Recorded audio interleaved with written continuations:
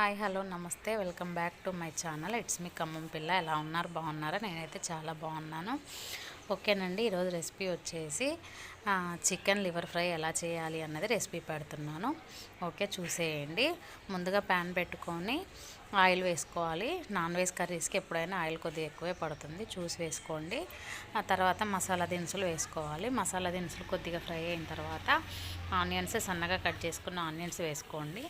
Onions కూడా golden brown వచ్చేదాకా చూసుకోవాలండి. తర్వాత దాంట్లో పసుపు, ఫ్రెష్గా నూరు పెట్టుకున్న అల్లం వెల్లుల్లిపాయ పేస్ట్ వేసుకొని అల్లం వెల్లుల్లిపాయ పేస్ట్ మగ్గిన తర్వాత మనం చికెన్ ఫ్రై ఇవి ఉంటాయి కదా, ఫ్రై చేయడం కోసం కాబట్టి ముందుగానే లివర్స్ అవి కడిగి పెట్టుకొని కొద్దిగా అంటే ఆరనివ్వాలి. జల్లెడకి వేసుకొని పెట్టుకోవాలి తడి లేకుండా.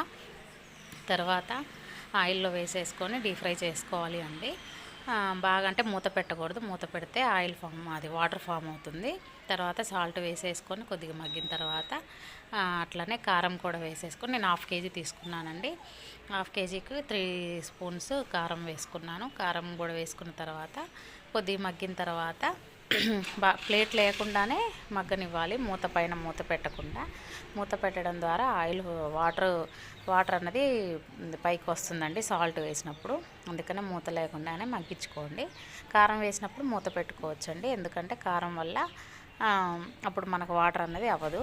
కారం అన్నది కొద్దిగా ఆయిల్లో ఫ్రై అయినప్పుడు మంచిగా ఉంటుంది. తర్వాత లాస్ట్లో ధనియాల పొడి, కొత్తిమీర వేసుకొని సర్వ్ చేసుకుంటే సరిపోతుంది. చాలా టేస్టీగా చాలా బాగుంటుందండి. ఓకేనా, ఈ వీడియో మీకు నచ్చింది అనుకుంటున్నాను. ఈ వీడియో కనుక నచ్చినట్టయితే లైక్ చేయండి, షేర్ చేయండి, సబ్స్క్రైబ్ చేయండి. ఈ రెసిపీ మా అన్నయ్య వాళ్ళ పాపకి టేస్ట్ చూపించాను, ఒకసారి చూడండి.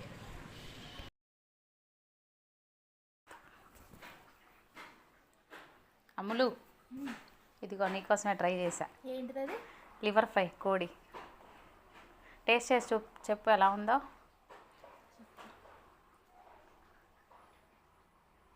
కాలుతుందా? సరిపోయింది ఉప్పు కారం? బాగుందా ఫ్రై? పర్లేదు, తినొచ్చా? తినొచ్చు. ఫస్ట్ ప్రయోగం నా మీదేనా? లేదు, చాలాసార్లు చేస్తే తిన్నావుగా నేను చేస్తే. ఇది ఎప్పుడు ట్రై చేయలేదు, కొంచెం కాలుతుంది. ఓకే, బాగుందా?